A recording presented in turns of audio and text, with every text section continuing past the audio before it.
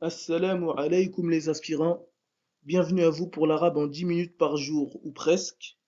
J'espère que vous allez bien et que vous vous portez bien, que vous vous imprégnez de la langue arabe jusque-là et des exercices qu'on a fait. Alors aujourd'hui ce qu'on va faire, comme on a déjà bien avancé, on va d'abord réviser le vocabulaire. Tout le vocabulaire qu'on a pu voir jusque-là, on va le réviser. Bismillahirrahmanirrahim, c'est parti. Alors, si on se rappelle bien, on va commencer par la liste ici. Ad-darsu al-awwalu signifie Ad-darsu, c'est la leçon, al-awwalu, c'est la première. Donc ad-darsu al-awwalu, c'est la première leçon. Bon, ça fait pas partie du vocabulaire, mais c'est bien de savoir qu'est-ce que ça signifie. Alors le premier mot qu'on avait appris, baytun. Et vous voyez, il y a le tanwin. Donc, cela signifie une maison. Répétez avec moi chaque mot, de sorte à vous exercer dans la mémorisation vocale, la mémorisation auditive et la mémorisation visuelle. Masjidun, une mosquée. Babun, une porte. Kitabun, un livre. Qalamun, un crayon. Miftahun, une clé. Maktabun, un bureau. Sarirun, un lit. Kursiyun, une chaise. Kalbun, un chien. A. Lorsqu'on met A au début d'une phrase, cela signifie est-ce que. Qamisun, une chemise. Najmun, une étoile. Man, cela signifie qui. Tabibun, un médecin. Waladun, un enfant. Talibun, un étudiant. Rajulun, un homme. Tajirun, un commerçant. Qittun, un chat. Hisanun, un cheval. Jamalun, un chameau. On va plus haut. Dikun, un coq. Mudarrisun, un enseignant. Mindilun, un mouchoir. Himarun, un âne. Ma, lorsqu'on met ma au début de la phrase, cela signifie qu'est-ce ou quoi. Donc ma hada, qu'est-ce que cela ou qu'est-ce que ceci. Na'am, oui. La, non. Ad-darsu thani, ad-darsu, la leçon. Athani, la deuxième, donc la deuxième leçon. Sukkarun, un sucre.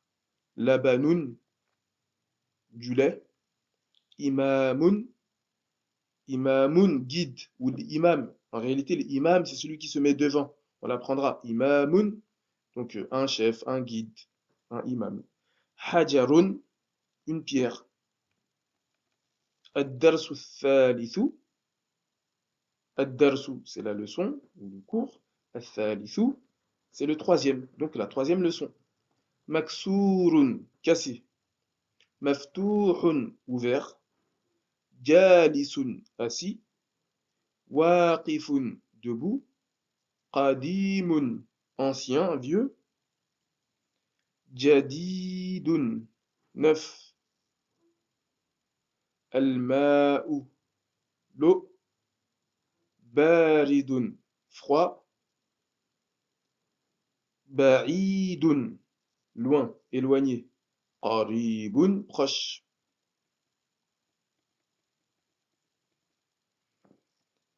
Harun, chaud. Saghirun, petit. Kabirun, grand. Wasikhun, sale. Al-qamaru, la lune. Jamilun, beau. Thaqilun, lourd. Al-waraqu, la feuille. Khafifun, léger. Nadifun, propre. Hulwun, sucré. Maridun, malade. Ad-daftaru, le cahier. Ghaniyun, riche. Ad-dukkanu, le magasin. Faqirun, pauvre. At-tuffahu, la pomme. Ladhidun, délicieux. Tawilun, long. Qasirun, court. Alabu, Al-abu, le père. Al-jannatu, le jardin, le paradis. Al-khubzu, le pain. Al-aynu, l'œil. Al-ghada'u, le déjeuner, la nourriture de l'après-midi, le repas de l'après-midi. Al-famu, la bouche. Al-hawa'u, l'air. Al-yadu, la main. Al-thawbu, le vêtement. Al-dhahabu, l'or. Al-zahratu, la fleur. As-samaku, le poisson. Ash-shamsu, le soleil. As-sadru, la poitrine. Ad-dayfu, l'invité. Al-dhahru, le dos. Al-lahmu, la viande, la chair. Al-akhu, al-akhu, le frère. Al-rasulu, le messager. Al-wajhu, le visage. As-sadiqu, l'ami. Al-Qur'anu, le Coran. As-salatu, la prière. Al-Ka'batu, la Kaaba. Ra'sun, une tête. Isba'un, un doigt. Dhufrun, un ongle. Al-Dhuhru, le midi. Al-Fajru, l'aube. Al-Asru, l'après-midi. Al-Maghribu, le coucher de soleil. Al-Isha'u, le soir.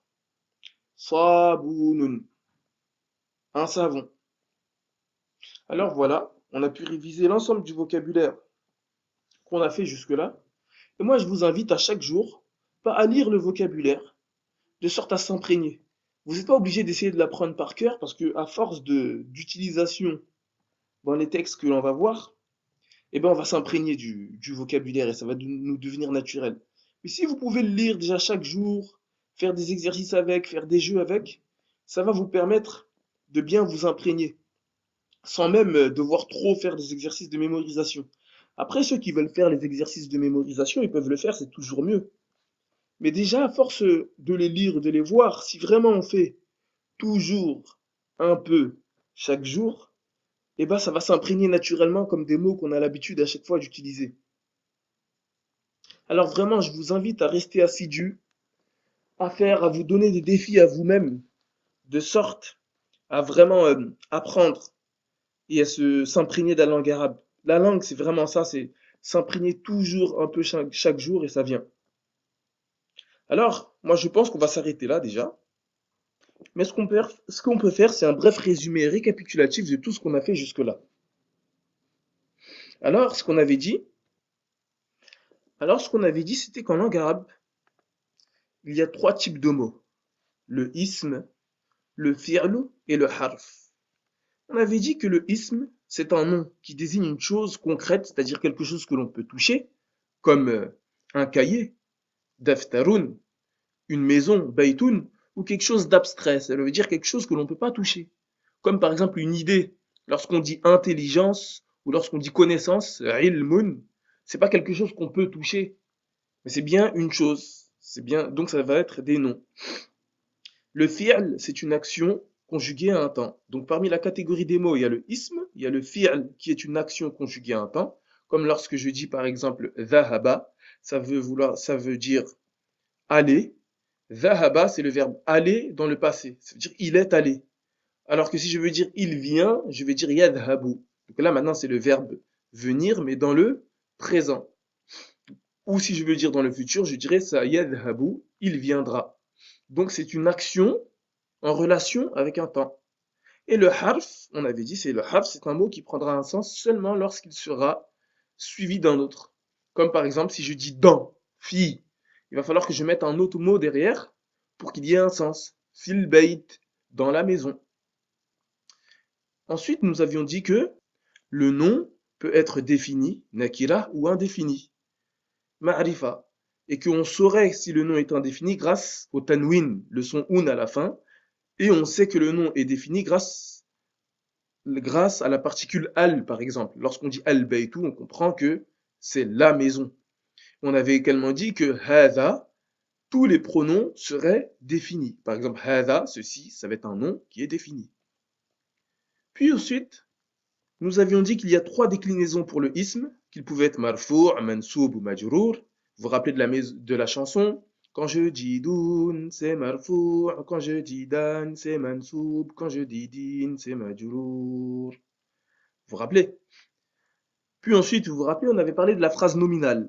C'est-à-dire qu'on avait dit que nous, on allait se focaliser dans les phrases dans lesquelles le début, la phrase débutera par un nom. Vous vous rappelez bien? Et on avait dit à chaque fois dans la phrase nominale, on devra chercher le mubtada, c'est-à-dire le sujet, qui est le premier isme de la phrase, et ensuite on devra chercher le khabar, qui est l'information. Donc on avait parlé de tout cela, puis on avait parlé de quelques aspects comme la hamza stable et la hamza instable, le fait qu'il y a des lettres solaires et des lettres lunaires, et on a pu voir du vocabulaire. Donc là maintenant ça fait à peu près 10 minutes, et un peu plus même. Donc on va se passer le salam. Assalamu alaikum, et n'oubliez pas surtout, وَلَقَدْ يَسَّرْنَا الْقُرْآنَ لِلذِّكْرِ فَهَلْ مِن مُدَّكِرٍ. Certes, le Coran a été facilité pour ceux qui veulent se rappeler Allah et tout ce qui est en lien avec le Coran. Y a-t-il donc des gens pour se rappeler? Alors on se dit assalamu alaikum, pour l'arabe en 10 minutes par jour ou presque. Restez persévérants.